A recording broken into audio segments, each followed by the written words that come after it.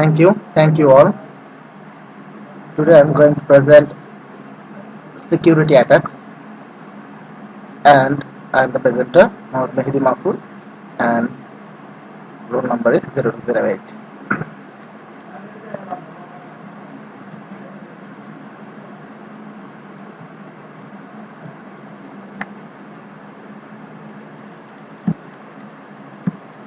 এখন প্রথমে যদি আমরা যেটা বলার চেষ্টা করব সেটা হচ্ছে বাফার ওভারফ্লো নিয়ে। তো বাফার ওভারফ্লো আসলে কিভাবে করতে পারে?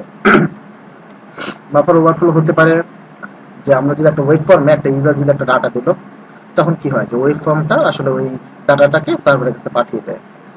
তারপর সার্ভার কি করে ওই ডাটাটাকে নিয়ে একটা বাফারে রাইট করে। কিন্তু এই সময় কোনো চেকিং হয় না যে আমাদের আসলে ইনপুট ডাটাটার লেংথটা ঠিক আছে কিনা।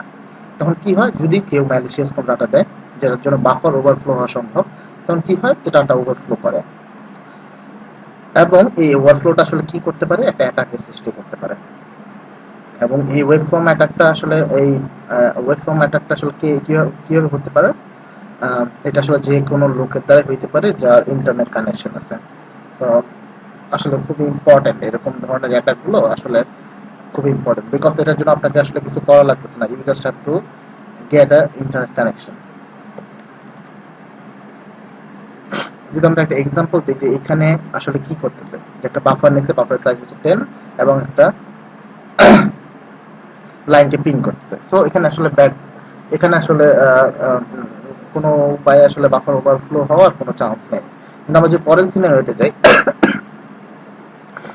সরি আমি আসলে বলে নিচ্ছি যে আমার আসলে জ্বর, সুতরাং কথাগুলো আসলে কেঁপে কেঁপে আসতে পারে, সরি ফর দ্যাট। তো আমি আসলে যেটা বলতেছিলাম যে এই সিনারিওতে যে আমরা কি করতেছি, একটা ইনপুটকে বাফারে রাইট করতেছি। সুতরাং কি হতে পারে এই সিনারিওতে, যে এই ইনপুটের সাইজটা বাফারের চেয়ে ছোট হতে পারে, that's good, no problem with that. But যদি ইনপুটের সাইজটা বাফারের সাইজের চেয়ে বেশি হয়, তখনই হয়ে যাবে আমাদের সেই বাফার ওভারফ্লো। তো এটাকে আমরা কিভাবে ঠেকাতে পারি? এটার জন্য প্রথম যে সলিউশন সেটা হচ্ছে স্ট্যাক প্রোটেকশন। আমরা একটা স্ট্যাক যদি নেই, তাহলে সেটার মধ্যে ফার্স্টে থাকে লোকাল ভ্যারিয়েবল, এবং তারপর যদি আমরা কোনো একটা অ্যাড্রেস রিটার্ন করি, যখন এই ফাংশনটা কল হয়, সেই পার্টটার নাম দেওয়া হয়েছে রিটার্ন অ্যাড্রেস, এবং এই দুটোর মাঝখানে একটা পার্ট রাখা হয়েছে যেটার নাম হচ্ছে ক্যানারি ওয়ার্ড।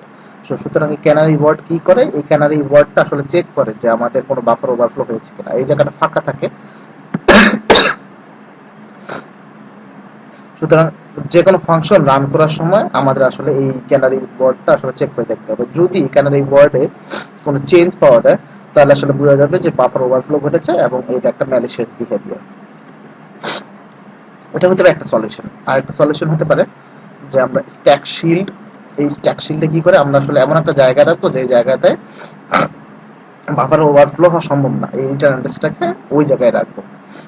তো এরপরে আমরা যখন এই ফাংশনটা রিটার্ন করবে, তখন আমরা আসলে চেক করবো যে ওই যেখানে বাফার ওভারফ্লো হয়নি ওই রিটার্ন অ্যাড্রেসের সাথে এই রিটার্ন অ্যাড্রেসের কোনো চেঞ্জ আছে কিনা। যদি চেঞ্জ থাকে তাহলে আসলে এটা একটা ম্যালিশিয়াস বিহেভিয়ার, আর যদি না থাকে তাহলে আসলে there is no buffer overflow here. এরপর আমরা যে জিনিসটা শিখবো সেটার নাম হচ্ছে কোড ইনজেকশন। কোড ইনজেকশন বলতে আসলে কি বোঝায়? কোড ইনজেকশন বলতে বোঝায় যে আমরা যদি কোনো একটা কোনো একটা প্রোগ্রামে অথবা কোনো একটা জায়গায় যদি আমাদের নিজেদের কোড অথবা কোনো ম্যালিশিয়াস কোড আমরা ইনজেক্ট করে দিতে পারি, তাহলে সেখান থেকে আমাদের অনেক ইম্পর্টেন্ট ডাটা আমরা আসলে নিয়ে আসতে পারি, যেগুলো আসলে কি করতে পারে যে আমাদের অনেক ইম্পর্টেন্ট ডাটা, মানে অনেক সিক্রেট ডাটা, সিক্রেট ডাটা, এইসব ডাটাকে আসলে তারা লিক করে ফেলতে পারে, এবং এর দ্বারা আসলে হিউজ অ্যামাউন্ট অফ মানি আসলে গেট ওয়েস্টেড হতেই পারে এটা। তো আসলে কোড ইনজেকশন সম্বন্ধে যদি আমরা দেখতে চাই, তাহলে সেটা হচ্ছে যে কোড ইনজেকশন আসলে কি করে। কোড ইনজেকশন আসলে কি করে যে আমাদের যেই যে কম্পিউটার আছে বা কম্পিউটারের ভিতরে আসলে ইনভ্যালিড ডাটা কে ঢুকিয়ে দেয়, এবং সেই ইনভ্যালিড ডাটাকে আমরা যখন প্রসেস করি, তখন এইরকম কোন একটা প্রবলেম আমাদের সৃষ্টি করে দিতে পারে, অথবা আমাদের ডাটাগুলো আমাদের ইম্পর্টেন্ট ডাটাগুলো রিট্রিভ করতে পারে, তারা যে কোনো কিছু ঘটতে পারে আমাদের এই কোড ইনজেকশন দ্বারা।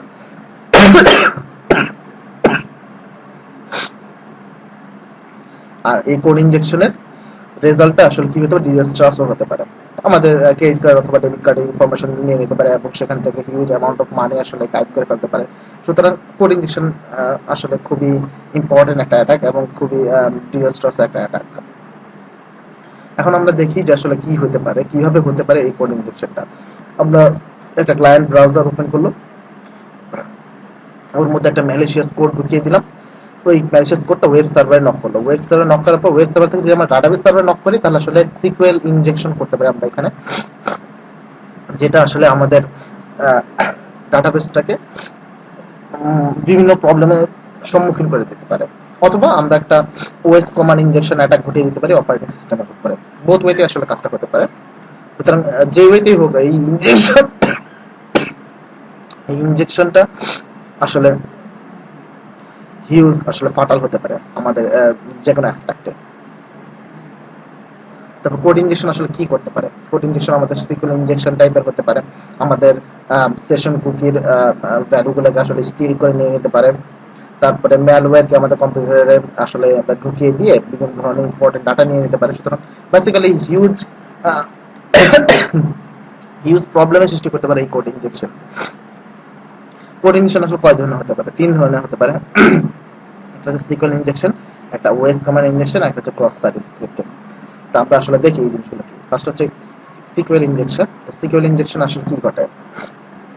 সিকিউর ইনজেকশনে আসলে আমরা কি করতে পারি যে আমরা কি করি যে যে কোনো একটা কোয়েরি করলো আমাদের ইউজার, তো ওই কোয়েরিটা কিরকম হতে পারে যে আমাদের মনে করেন এখানে একটা এক্সাম্পল দেওয়া হয়েছে যে আসলে প্রোডাক্ট ডাটাকে সিলেক্ট করতে বলছে একটা টেবিল থেকে, টেবিলের নাম হচ্ছে টেবিল, যেখানে কি বলছে যে প্রোডাক্ট নেমটা হবে ইউজার প্রোভাইডেড যে নামটা সেই নামটা। এটা হচ্ছে একটা নর্মাল ইস্যু। কিন্তু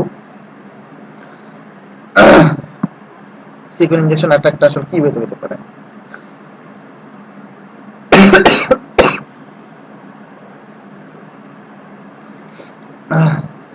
এখানে কি হতে পারে যে আমাদের আসলে প্রোডাক্ট যে ইনফোটা সেটা যে আমরা সিলেক্ট করি ফ্রম প্রোডাক্ট টেবিল, যেখানে প্রোডাক্ট নেমটা হচ্ছে আমাদের যে প্রোডাক্ট সার্চ করছে ওই সার্চ করার সময় যে নামটা প্রোভাইড করছে বা ওই নামটা যেটা পোস্ট করছে ওই নামটা দিয়ে আমরা আসলে কোয়েরিটা জেনারেট করতেছি। কিন্তু আমরা একটু যদি দেখি যে এখানে কি করতে পারে, এখানে কেউ একজন প্রোভাইড করলো যে ব্লাহ ব্লাহ একটা জিনিস প্রোভাইড করা, অথবা বলে যে এক্স ইকুয়াল অথবা বলছে যে or x equal to x. সুতরাং এক্স ইকুয়াল টু এক্স এটা আজীবনই চলতে থাকবে, কারণ এই দুইটা ভ্যালু সমান। যেহেতু দুইটা সমান, সুতরাং এখানে আমরা আসলে আমাদের ডাটাবেসটাকে আমরা আসলে বের করে ফেলবো। কি দাঁড়ালো যে এক্স ইকুয়াল টু এক্স দেওয়া মানে হচ্ছে যে আসলে যে এটা তো রাইট কোয়েরি, যে আমরা কোয়েরির মধ্যে যে এই এই জায়গায় তুমি এক্স ইকুয়াল টু এক্স যদি প্রোভাইড করো তাহলে আসলে কোনো ধরনের কোনো ব্যাকআপ নেই যে এখানে আসলে বুঝবে যে x equal to x provide করছে। সো কি দাঁড়ালো যে এই কোয়েরি দ্বারা সে আমাদের ইন্টার ডাটাবেসে আসলে সে ঢুকে পড়লো এবং ঢুকে পড়ার পরে সেখানে নিয়ে বিভিন্ন খেলাধুলা করতে পারে।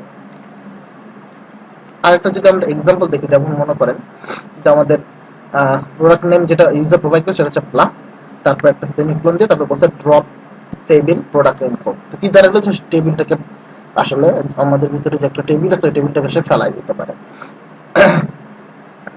কিভাবে ফেলাই দিতে পারে?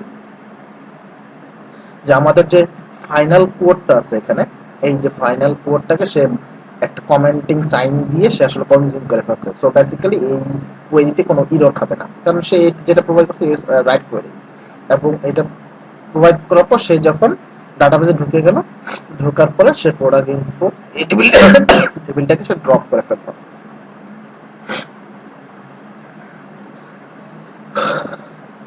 সো আসলে কত কিছু করা সম্ভব আমরা দেখতে পাচ্ছি এই সিকিউর ইনজেকশন দ্বারা। আমরা একটা পুরো একটা ডাটাবেস বা একটা টেবিল আমরা ফেলে দিতে পারি, অথবা আমরা ভিতরে কোনো একটা সিকুয়েল ঘটিয়ে ওর ভিতরে ঢুকে অন্যান্য ডাটাবেসের ইনফরমেশন গুলো আমরা হয়তো লিক করে নিয়ে আসতে পারি। সুতরাং বিভিন্ন ওয়েতে আমরা এই অ্যাটাক গুলো করতে পারি। সুতরাং বেসিক্যালি কি দাঁড়াচ্ছে যে আর কি কি ইনজেকশন হতে পারে সিকিউর ইনজেকশন। কিরকম কি হতে পারে যে আমাদের আসলে কি কি ধরনের আলাদা আর কি কি সিকিউর ইনজেকশন হতে পারে যে আমরা আসলে একটা ডাটাবেসে নতুন একটা ডাটা অ্যাড করতে পারি এবং আমাদের যে কারেন্ট ডাটাবেস সেটা আমরা মডিফাই করতে পারি এবং ওইটার ভিতরে ঢুকে আমরা অন্যান্য যে সিস্টেমগুলো আছে ওইটা পাসওয়ার্ড এবং আরো অনেক ইম্পর্টেন্ট জিনিসপত্র আমরা বের করে নিয়ে আসতে পারি। সুতরাং এই ধরনের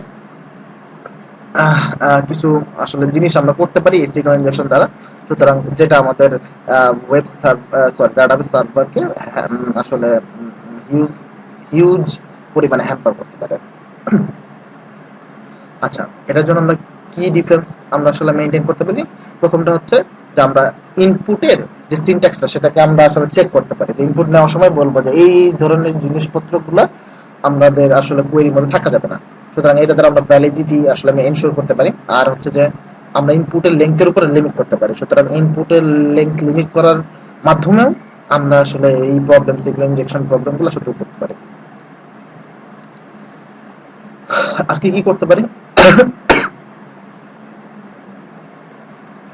আর কি কি করতে পারি? আমরা আসলে কোয়েরিগুলোকে মানে স্ক্যান করতে পারি যে বিভিন্ন আনডিজায়ারেবল ওয়ার্ডের কম্বিনেশনের মধ্যে আছে কিনা, যেমন সার্চ ড্রপ যেগুলো হচ্ছে ম্যালিশিয়াস কোনো এগুলো হচ্ছে ম্যালিশিয়াস আসলে কমান্ড। সুতরাং কোনো একটা জিনিসের ভিতরে আমরা ঢুকিয়ে দিলাম বা ফোন একটা ডাটা ফেলে দিলাম, সুতরাং এগুলো হচ্ছে চেক করতে পারি। আরেকটা কি করতে পারি যে আমরা আসলে ডাটাবেস পারমিশনটাকে আসলে লিমিট করে দিতে পারি যে যে শুধু রাইট রিড পারমিশন আছে সে ওই ডাটাবেসে শুধু রিড পারমিশন দিয়ে ঢুকবে, যা রাইট পারমিশন আছে রাইট পারমিশন দিয়ে ঢুকবে। সুতরাং এভাবে আমরা ইউজারগুলোকে সেগ্রিগেট করতে করে দিতে পারি। আর ডাটাবেস অ্যাডমিনিস্ট্রেটর হিসেবে আমরা আসলে এই ওয়েব অ্যাপ্লিকেশনে কখনো কানেক্ট করবো না। That's a good solution.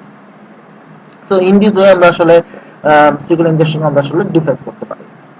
তারপর হচ্ছে cross site scripting. Cross site scripting এ আসলে কি করতেছে যে একটা বদলোক আছে, এই বদলোক কি করতেছে যে এই আমাদের সার্ভার আছে, সার্ভারের ভিতরে একটা ম্যালিশিয়াস কোড সে পোস্ট করে দিল। ইউজার তখন ওই সার্ভারে লগ ইন করলো, তারপরে ওই কোডটা ইউজারের কাছে চলে আসলো, ম্যালিশিয়াস কোডটা ইউজারের কাছে চলে আসলো এবং ইউজারের ক্রেডেনশিয়াল পাসওয়ার্ড অথবা ইম্পর্টেন্ট জিনিসপত্র আমরা আসলে অ্যাটাকারের কাছে চলে গেল। সুতরাং এই ধরনের অ্যাটাককে বলা হয় আসলে ক্রস সাইট স্ক্রিপ্টিং। এটা আসলে কি ঘটতে পারে যে একটা অ্যালিস নামে একটা লোক আছে, সে bad.com নামে একটা পেজ লোড করতে চাচ্ছে। তো এখন তাকে বারবার ইউজারকে বারবার বলা হচ্ছে যে তুমি এটা লোড করতে ঢুকতে পারবে না, তুমি কেমনে ঢুকতে পারবা, তুমি যদি তোমার পাসওয়ার্ডটা চেঞ্জ করো তাহলে তুমি ঢুকতে পারবা। এখন তাকে আমি একটা লিংক দিয়ে দিলাম যে good.com আপডেট প্রোফাইল, তোমার প্রোফাইলটা আপডেট করো অথবা তোমার আপডেট প্রোফাইল মানে আসলে আমি তোমার পাসওয়ার্ডটা চেঞ্জ করতে চাই, তুমি পাসওয়ার্ডটা চেঞ্জ করো। তো পাসওয়ার্ডটা চেঞ্জ করলো, চেঞ্জ করার পর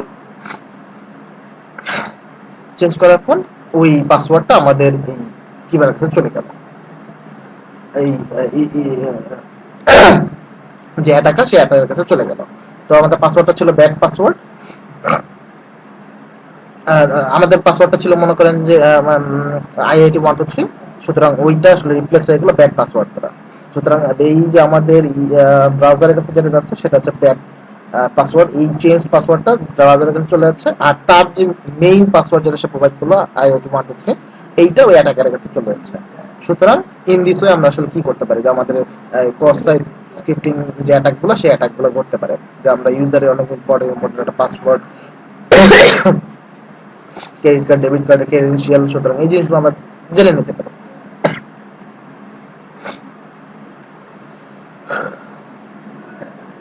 সো ইন দিস ওয়ে আসলে ক্রস সাইট স্ক্রিপ্টিং অ্যাটাক গুলো আসলে ঘটতে পারে এবং এখানে রেফারেন্স দেওয়া হয়েছে যে আমরা আসলে কোন কোন জায়গা থেকে সিকিউর ইনজেকশনটা আমরা আসলে সিকিউর ইনজেকশন কোড ইনজেকশন অথবা ক্রস সাইট স্ক্রিপ্টিং এর জন্য আমরা কোন কোন সাইটে অ্যাক্সেস করছি।